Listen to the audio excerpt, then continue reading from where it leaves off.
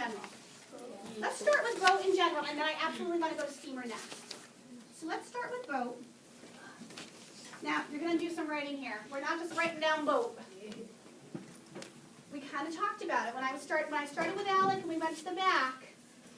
Why are boats so important to the people of Newfoundland? Nick? Because it's like not connected to everything else and you need to get boat landing. Yeah, the terrain is rocky. Newfoundland is an island. So for easy travel, people prefer boats. Good. Get that down as a note. I'll kind of sketch it down here too. I'm just going to do N for Newfoundland, okay?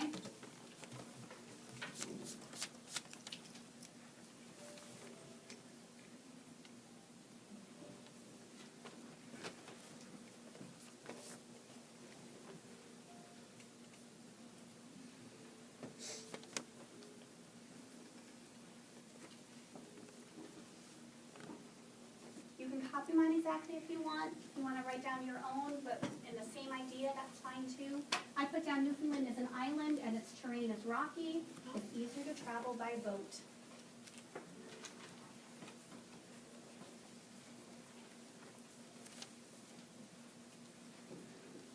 I think John was right to value the steamer next. Why? What does the steamer do?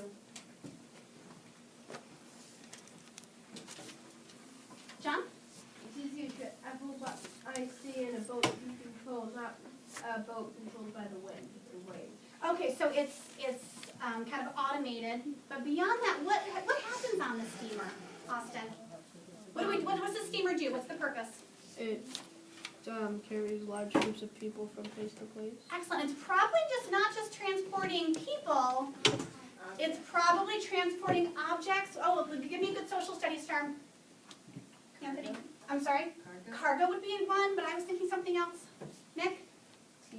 Oh, well, give me a general sense of it. Starts with a G. Austin? Goods. Goods. The steamer would be transporting people, lots of people, and goods. Again, Newfoundland is an island. They're not self-sustaining. They need things from other places. People need to go back and forth.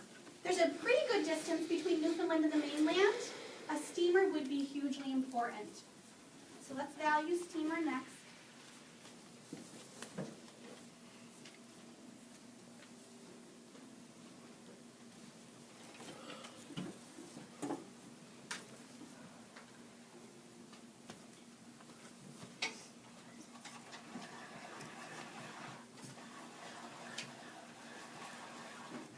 So mine says transport people and goods from Newfoundland to and from mainland.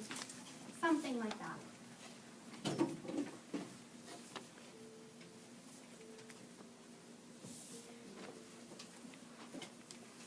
So this is showing me and Mrs. Walden that you're understanding place, that you're understanding what Newfoundland is like. What might be the next most important vessel that we have listed up on the board? Evan? Sailboat. I'm going to disagree with you if that's okay. Want to try again? A schooner. A schooner. Hold on. What was the schooner used for? Kyle? Just goods. I'm sorry? Just goods. A particular type of good, kind of good. Kind of. Jeremy? I only remember schooner being used as a they were saying that it would be like trying to hide a schooner in a flower patch. Right, but then we kind of made a connection. Anthony? Fishing. A fishing boat. What is one of the biggest types of jobs in Newfoundland? Fishing. Nick? Fishing. Hold on. I'm looking for a social studies term here. Fishing is huge for Newfoundland's what? Good social studies term here. You got it, Sam? Economy. So schooners, if you have a fleet of schooners, those are fishing boats. People's jobs, how they earn a living, how they make a living, how they sustain others. Fishing is huge in Newfoundland, and this is showing me that you understand place, knowing that schooners are really important. So let's jot down schooner. So that would be a fishing boat.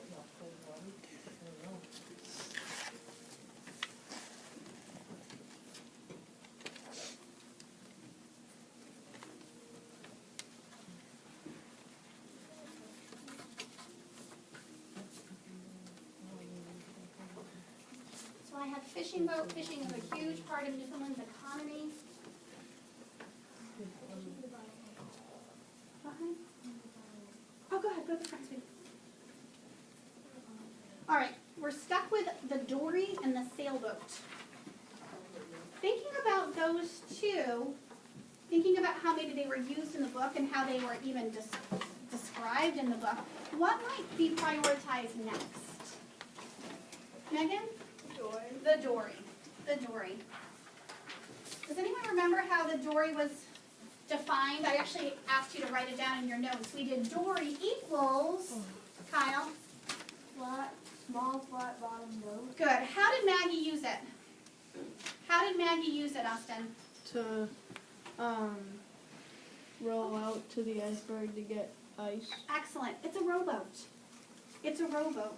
Do you imagine that Maggie's family was the only family in Bonnie Bay that had a rowboat? No. No. Probably most families would have a rowboat as a way to kind of get around the coast, to do jigging with. Remember they talked about jigging as well?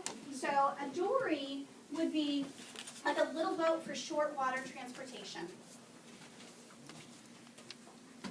A little rowboat.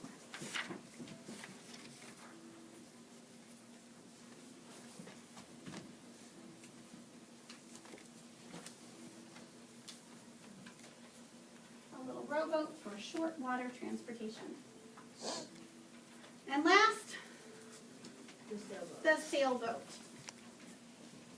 They kind of just refer to the sailboat, but I'm glad to put it down there. God bless you. Because I think sailboats tend to work really well in Newfoundland for a reason. And that's why it's good to have us get this down.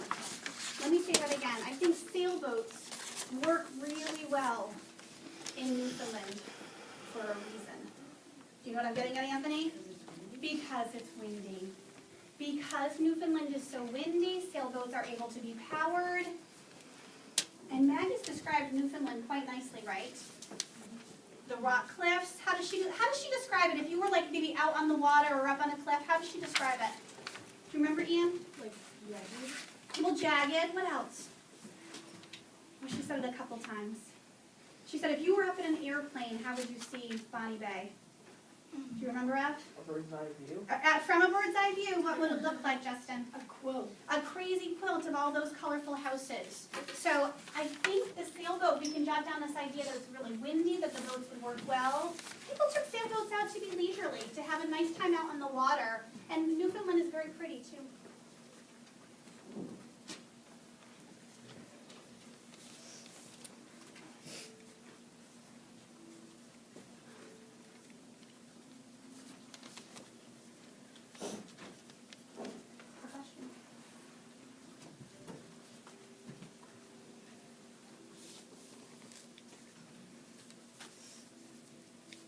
So what we just did here with prioritizing what's probably most important, with coming up an explanation of place, how we can understand Newfoundland through this, that's what you're going to continue to do.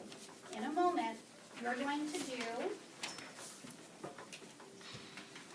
land travel, wintertime travel, and air travel with the note and the explanation. Before I give you time to do that, though, I want to talk just for a second about making some good choices for the one physical that you have to do and for the other human that you have to do as well. To be honest with you, I don't think you can go wrong with any of the physical ones. You have a lot of notes there, right?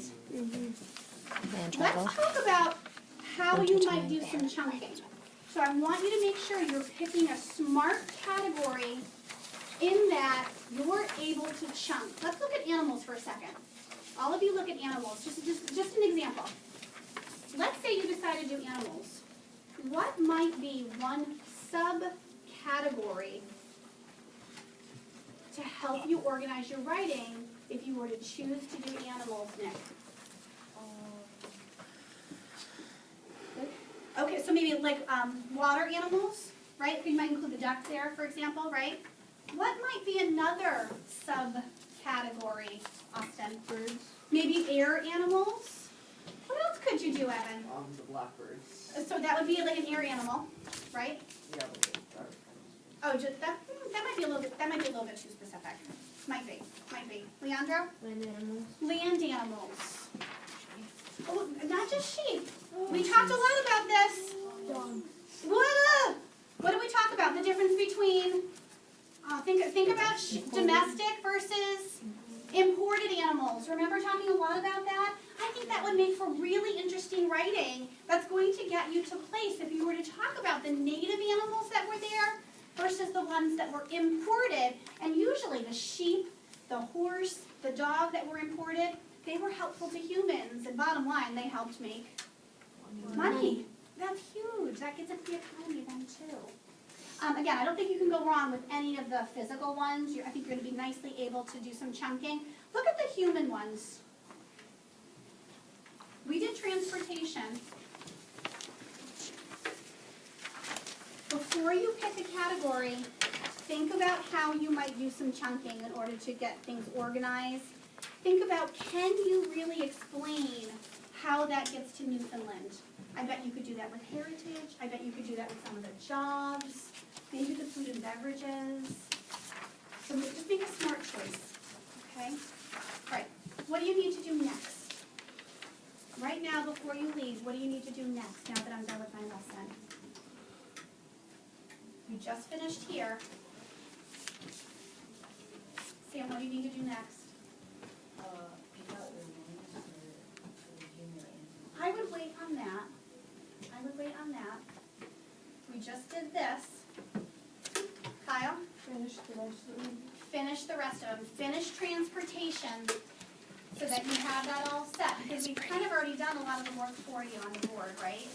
So finish transportation, and then you're going to do what Sam suggested. Make a good choice for your one physical, your one physical, and then your other human. So you guys have had the lesson already. You have the rest of this period to work, and then you have the whole other next period, it might be English, it might be social studies, to work on finishing. You're going to want to make it your goal to finish pages 1 and 2 of this packet before you leave today, because tomorrow my lesson is how to move from pages 1 and 2 to sentences of writing. Any questions for the good of the group right now? You guys did a really nice job, really nice job. All right, finish up, keep going with land travel next on page 2. Go ahead.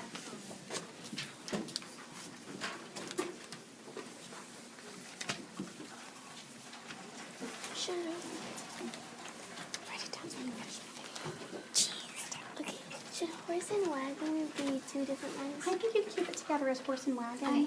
because the wagon can't move without the horse. Okay. But there's a difference between the horse and wagon and carriage that we talked about. You could do a horse as a separate one then too. Isn't it like the carriage is like has like a hood and it's a lot nicer? I'm not gonna do it.